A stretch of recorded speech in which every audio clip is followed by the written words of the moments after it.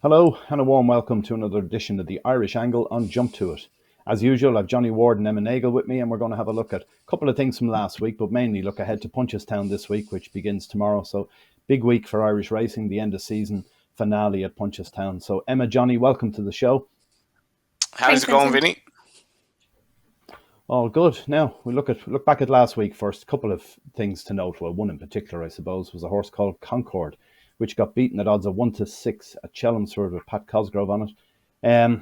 What did you make of that one, Johnny? I presume you've seen it. He was Yeah, all over the winner, cruising to victory, and looked over his right shoulder several times, his left shoulder once, but in the end, anyway, he eased the horse up and got caught on the line, beaten the nose. A lot of controversy over it. Well, certainly I had a lot of people onto me, or a couple of people onto me, giving out about the fact that saying that it's racing's corrupt and this is always happening and all the rest, and that he's bought off by the bookies. But to me, anyway, it was purely accidental. It was just a mistake, an error he made. I have no doubt that's what it was. But for some reason, racing has to defend itself at every turn with these type of things. What did you think? just what you said. David Jennings was sort of on about banning jockeys that do this and win, and I can see the argument towards that. Funny enough, the showboating aspect of jockeys, I mean, to me is part of the spectacle as well. I remember Paul Carberry winning on Loyal Focus at Ferryhouse in a race for Dermot Weld, where he won on the bridle in a photo finish. He literally won on the bridle in a photo finish, and I'm still talking about that to this day. Like Jamie Spencer on Zariska and the Irish Oaks, stuff like that. And obviously Jamie Spencer won by a bigger margin than a short head, but it is kind of part of the spectacle. This was a desperate error of judgment by Patsy Cosgrave.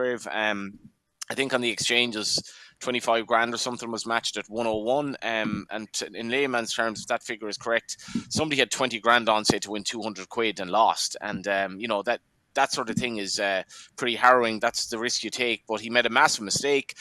I don't know what you do about this going forward. It very, very, very, very, very rarely happens that jockeys get it as wrong as this. And, it must have been an absolute nightmare for him when he realised crossing the line, I might have been done here. I was coming back from Kilbeggan, I think, the same day, and my phone was hopping with people on about this. It was a desperate error of judgment, but it is what it is. There was nothing corrupt about it. Yeah, I agree 100%. The question is, what should the sanction be, I suppose? He got, whatever it was, 28 days he was banned for. Seems somewhat excessive for someone making a mistake, but at the same time, it's because of the perception, I suppose, of it. What do you think, Emma? Was a correct ban, or what should happen with these instances in future? Look, it didn't look great on the telly, like you have to say that. So it's kind of hard to argue the ban too much. The 28 days, I think it was the maximum for the rules that were broken. You can see both sides of it. Like, you can see why punters would be frustrated with it, but at the same time, Pat Cosgrave came on the television afterwards and admitted his mistake and seemed very apologetic about it. Like, I agree with Johnny. I love a bit of showboating from a jockey, so I can't really complain too much about it. It just went wrong for him this time.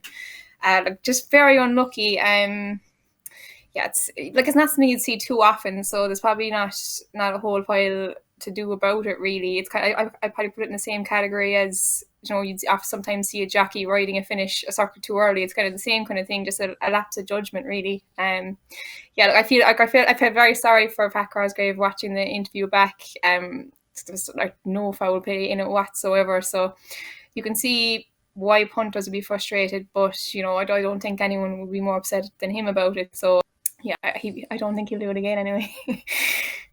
No, I wouldn't think so either. Another thing, just to look back at, there was a win in America which was interesting the other day. A 2-year-old called American Rascal, trained by Wesley Ward, ridden by Joel Rosario. What was interesting here is obviously it looks very talented. It's the first foal of Lady Aurelia, by Curlin, as far as I know it is as well. Looks like it might come to Royal Ascot for the Norfolk Stakes, but Joel Rosario didn't bother taking a whip with him when he went to ride in this race. He was so confident he'd win. What did you make of that, Emma? Did you see the performance first off, and what do you think of the idea of not carrying the whip?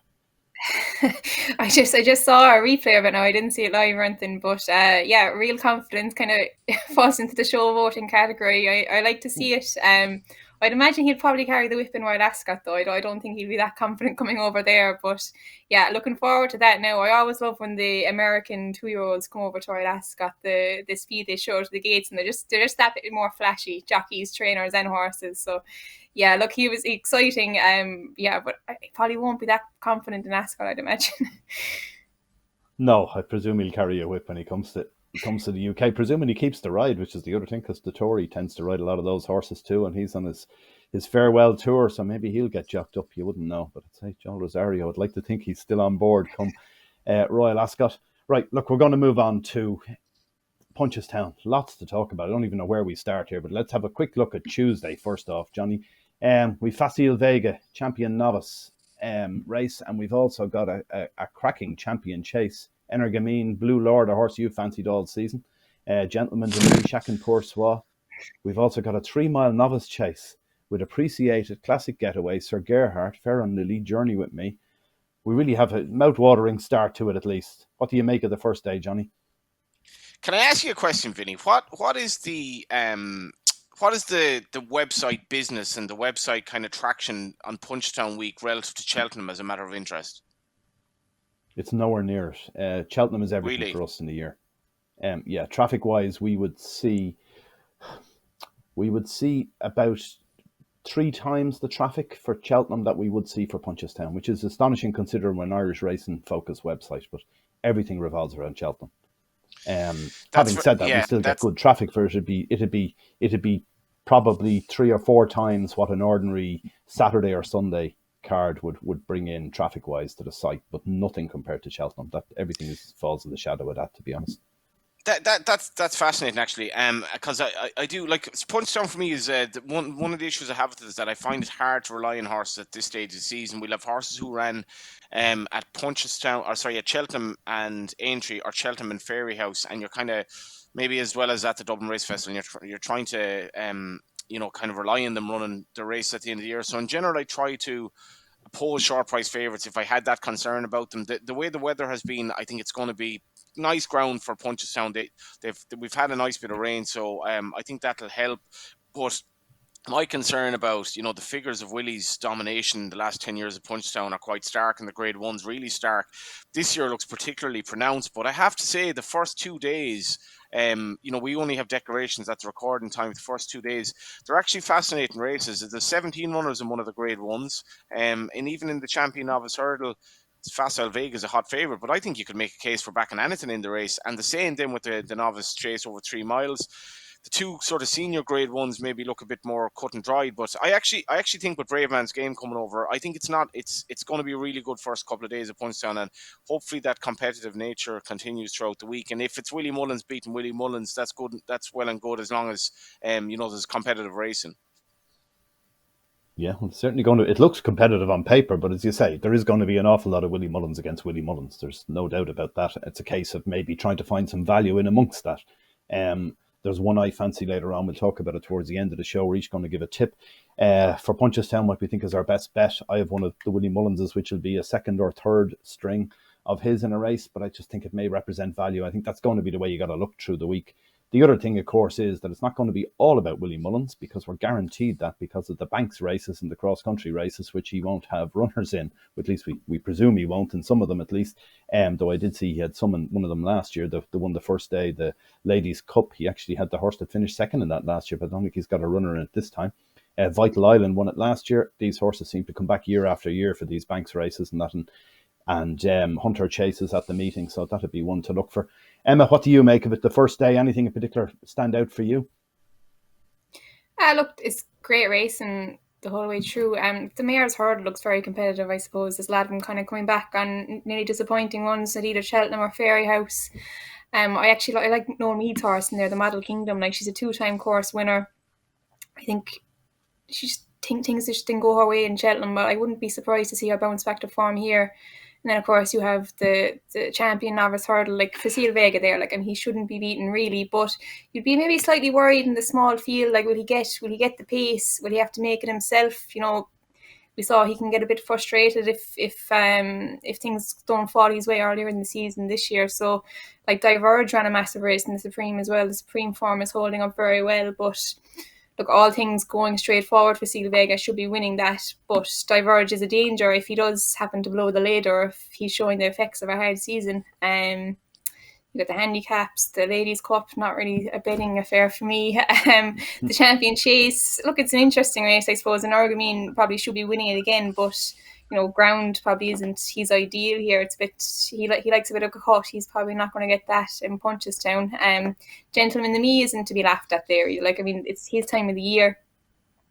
He showed a bit of class at Leopardstown early in the year, so he's coming there fresh as well. So yeah, look, Willie Mullins is making a lot of the races, but he's making interesting ones. And then you've got the Champion Novice Chase, the 3 mile, another kind of Mullins affair. Emmett has one thrown in, and Henry has one thrown in as well, though. Journey with Me is actually probably favourite, I'd say, is he? But the one I'd like here is actually Classic Getaway. Probably down a bit in the Mullins string, but he ran a massive race in Punchestown last year, coming there a bit fresher than the rest. He won a very good novice chase in Goran earlier in the year, so that's kind of my thoughts on day one. Sorry, I'm probably rambling on a bit here now. No, just one question, one horse for you, for the pair of you from day one, the Champion Chase with Energamine, Blue Lord and that. What about Chacun Pour Soi? Horse, they've messed around with Trip here in a big way this season, ran over 3 miles, I think it was the last day. Back to 2. What do you think, Johnny? Is that horse any chance? Or am I dreaming? I didn't think this. I never thought the stepping up and Trip thing was what he wanted. To me, like he's 11 years of age. He's been at the top level for a good while. When he was third to Blue Lord earlier in the season, I just thought he looked like he made a mistake, but I just thought he looked like he was kind of a little bit gone at the game. And he's run okay since without, I suppose, staying those trips. But like Energamine really on his peak form will simply win this race. Blue Lord. I was going on about Blue Lord having a back to the Champion Chase. I couldn't see him being suited to the Ryanair at all. I think, in fairness, I was right about that. But at the same time, he has to reverse form with Gentleman to Me. So it is quite an interesting race. I think, like, Energamine should win, and he didn't have an overly hard race at Cheltenham. And I think he's had a relatively light season. And Willie obviously does dominate this race, but it's good to see Pat Foley. I think he's a good, promising young trainer, have a runner in the race. And as well as that, on day one, I just don't know what to make about Facile Vega. In fairness, the Supreme form is working out well. It's disappointing Marine Nationale isn't coming here, but these are 2 races now where he's been beaten, and he didn't find a lot necessarily at Cheltenham after travelling well. And I'm actually going to go with Found a 50 in this, Vinny, because it's a lot of echoes to last year when Gordon won this race with a 20-1 shot, and it was a 5-horse race that last year with a short price Willie Mullins trained favourite. And just like Mighty Potter last year, Found a 50's coming in after a poor run at Aintree, but they must think there was something amiss that day, because he looked very good prior to that. He was only touched off by Corbett's Cross, and you're getting 5-1 that he finished in the first 2, with some doubts about Facile Vega. So I think he's interesting. And the novice chase as well that Emma mentioned there, I'd be mad against Appreciated and Sir Gerhard, and Ferranilli running that is really intriguing. The way they've campaigned that horse is off the wall, really, and it could work out. Yeah. There's some very interesting stuff there. We'll move on to day 2, Wednesday. Some really interesting stuff again here, particularly one race. The Gold Cup looks unbelievable. Galloping Des Champs, Brave Man's Game. This is over a shorter distance than they met at Cheltenham. At the last event in Cheltenham, you couldn't split them. A pair of them jumped it in unison. So it was only the Trip and the Hill that probably beat Brave Man's Game. What do you think? Back over 3 here. Emma, which way would you fall? Is it Galloping Des Champs for you?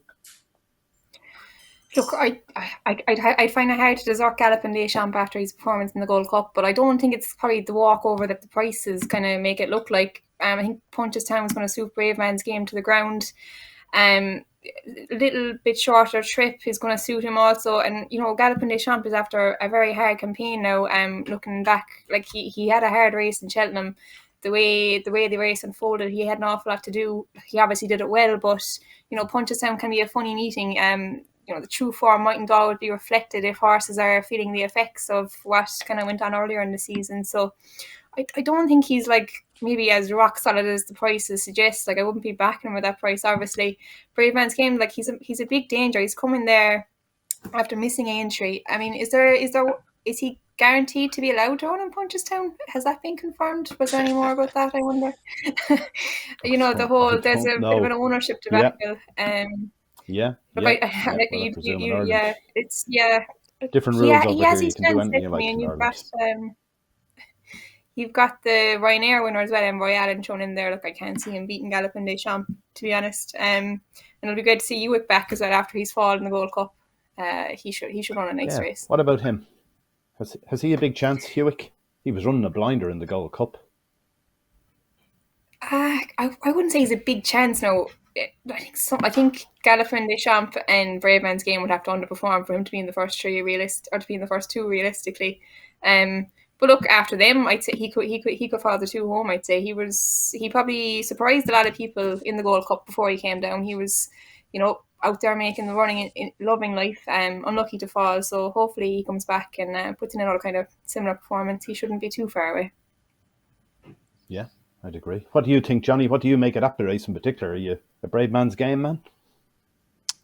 Yeah, obviously I hope he runs. I mean, Emma's right. There is obviously all those issues. I mean, I think Shark said he thought Hewick was nearly going to win. I mean, I couldn't see that. I thought he was running a good race. Shark's last winner, to the best of my knowledge, was when Hewick won at Far Hills in October. So he's had a poor season, really, really poor season. In terms of maybe he has a lot of sort of dross in the yard, but that's a concern. And I'm glad that Hewick. First of all, I'm absolutely glad that he got up at Cheltenham. I think that would have been horrible for all concerned if he got injured. And I think he adds to the race. I can't really. You can't put forward Galopin Des Champs at the prices for me because it's, he had a relatively hard race at Cheltenham, as did Braveman's Game at the same time. But there's a massive price discrepancy.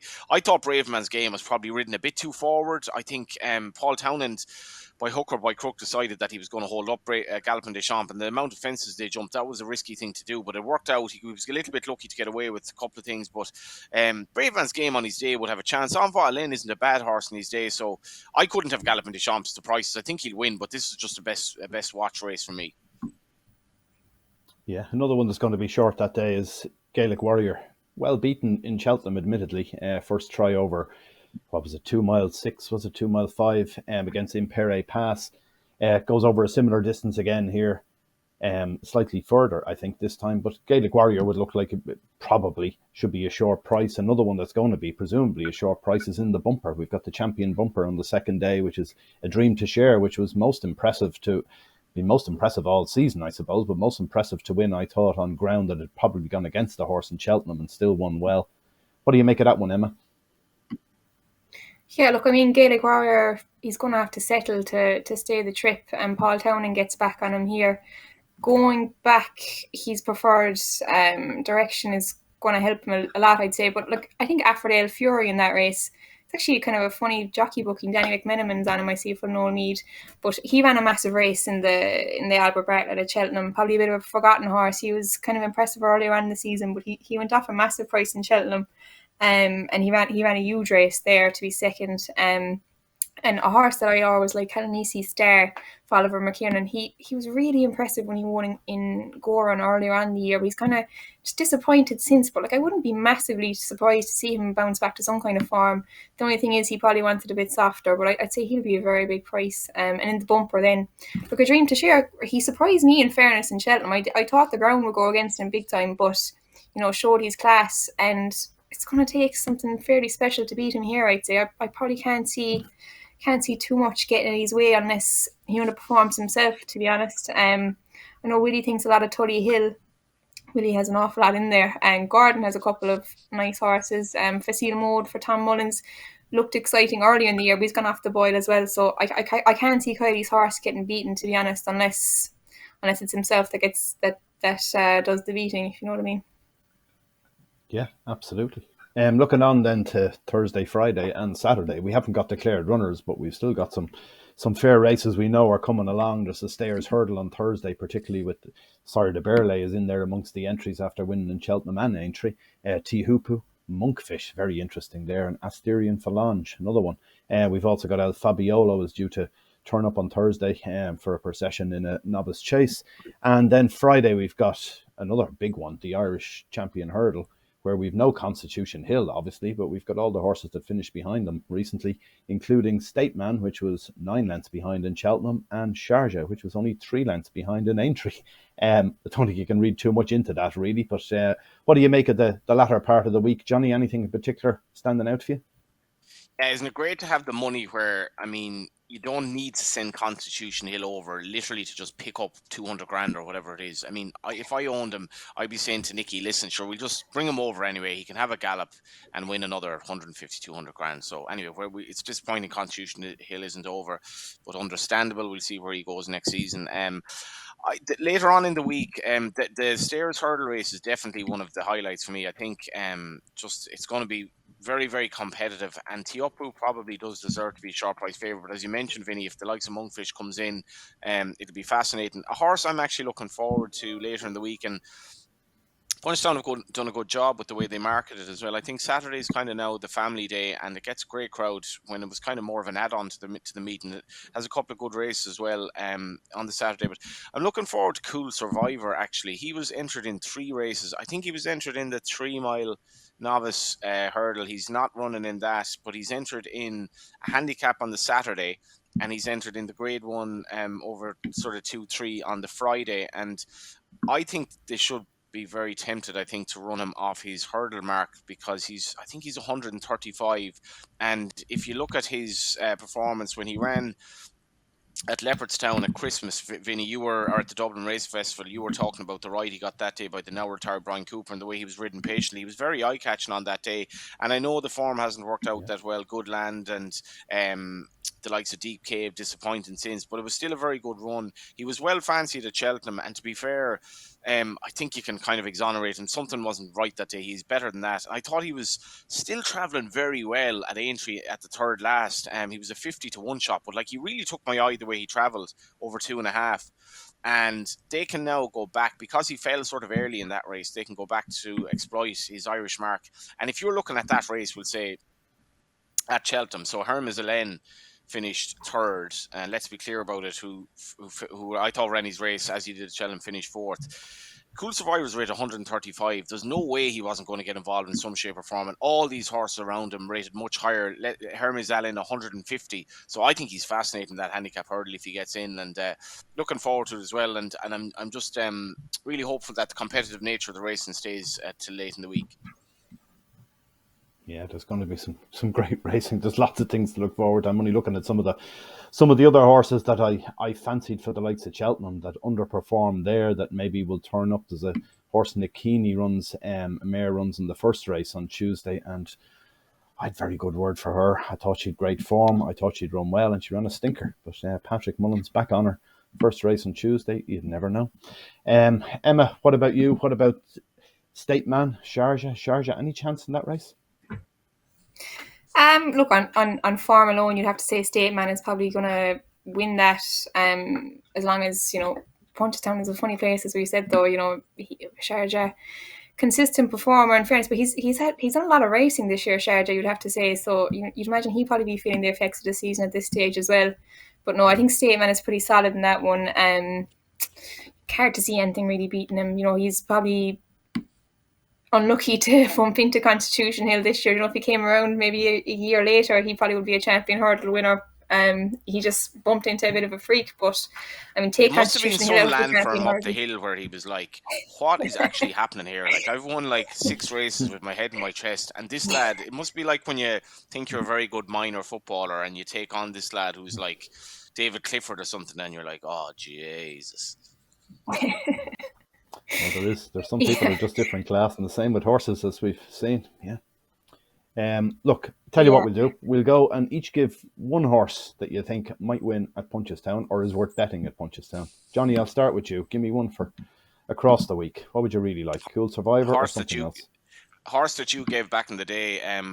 There's a horse at Jessica Harrington's this ran. Emma and I had a beautiful day at Jessie's last week, and she had a flat runner the following day that I thought was wildly eye-catching, but I'll save that for again, because this is a Punchestown special, and I'm going to go Cool Survivor, who regular watchers of the show and listeners will know that you put up, Vinny, at the Dublin Racing Festival, and I'm not giving up on this horse.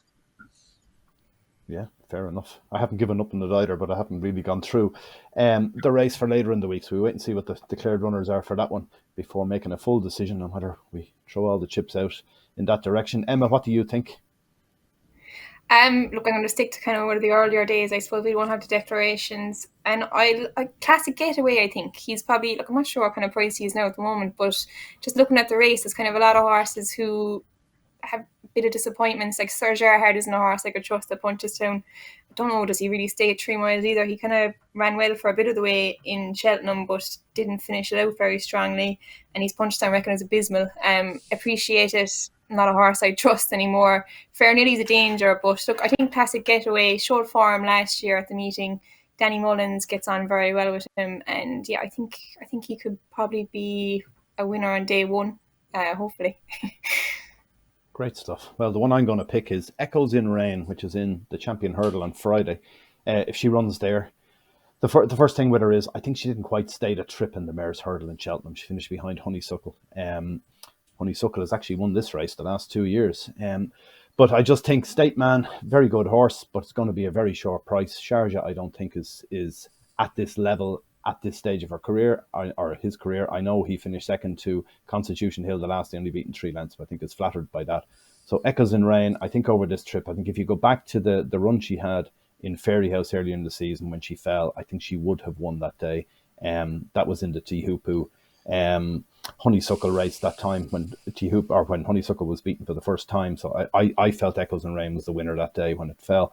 So I'd like to see it back over 2 miles here on ground that should suit. Everything should be in its favour. If it gets a good hold-up ride, at the minute we've 9 entries. We may not get 9 runners or 8 runners, which would give you 3 places each way, but it's sort of 10 or 12 to 1. I thought it's a great each way play in that. Anyway, look, it should be a terrific week. Lots to look forward to. We're all going to be there at some stage of the week. I think I'm there Thursday. Emma, you were saying you're there Thursday, Friday. Johnny's there Wednesday. So we've most of the week covered. We'll all be there at some point, and I hope if you're watching and you live in Ireland that you'll make it to one of the days there. And if you don't, make sure to subscribe to our channel and look at irishracing.com, where we'll have all the updates during the week for you around everything to do with Punchestown. Hope you have a great week, and do gamble responsibly if you're having a bet.